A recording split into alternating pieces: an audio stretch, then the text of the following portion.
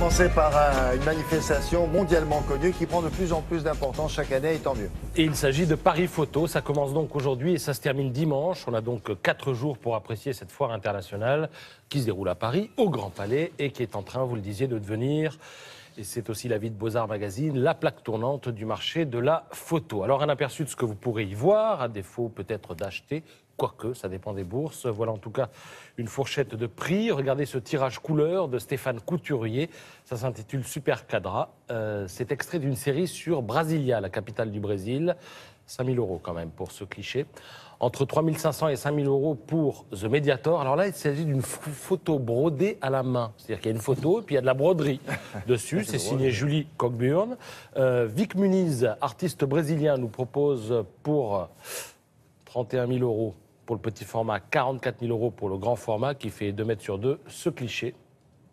Et puis vous avez aussi cette photo de Marc Sommer, entre 1800 et 3200, en fonction évidemment de la taille du tirage. C'est un lapin qui C'est voilà, des oreilles de lapin dans une tasse de café. D'accord.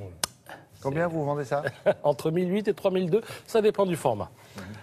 Alors tout ça est à découvrir dans Beaux-Arts Magazine, dont nous vous servons la couverture très furtivement. Alors à l'occasion de Paris Photo sera célébré le travail de Lucien Clergue, grande rétrospective du photographe arlésien.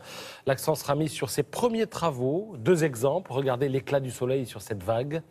On est en 1971. Et puis en 1963, regardez cette photo prise en terre gitane, un mariage aux Saintes-Maries de la Mer. C'est joli, c'est beau. Clergue était un ami de Manitas des Platins. Alors, il a fait pas mal de nus aussi, en voici quelques-uns. Il a fait beaucoup de nus, oui. Alors, Clergue plaçait systématiquement les visages hors du cadre, et ce, pour accentuer évidemment le mystère qui suintait de ces clichés que vous pouvez apprécier là. C'est à voir également dans le magazine Réponse Photo. Dans le Parisien ce matin, un article se fait l'écho d'un sondage du magazine Livre Hebdo. Alors, ça concerne les émissions qui font vendre des livres, William. Alors, vous allez voir, c'est une bonne nouvelle. Évidemment, la grande librairie fait vendre, c'est sa raison d'être. Mais la deuxième émission qui fait le plus vendre de livres, c'est qui? C'est Télématin. 22% d'après les libraires. Il y a beaucoup de gens qui vont les voir, qui leur disent « Je viens acheter le bouquin dont on a parlé dans telle émission ». Oui, ce sont les professionnels de la librairie qui ont fait faire cette étude. Et ils entendent très souvent le mot « Télématin ». Oui. J'ai entendu « Télématin », Olivia de Lamberterie, etc. Alors après, ce sont des émissions comme « On n'est pas couché », 14%, ou encore « C'est à vous », le Petit Journal, etc., qui font aussi un peu vendre. Mais Télématin est en très bonne position, juste derrière la grande librairie, voilà. C'est ça, c'est la première émission qui n'est pas à vocation littéraire, qui vous aide à faire votre choix parmi les livres. Merci beaucoup, Patrice.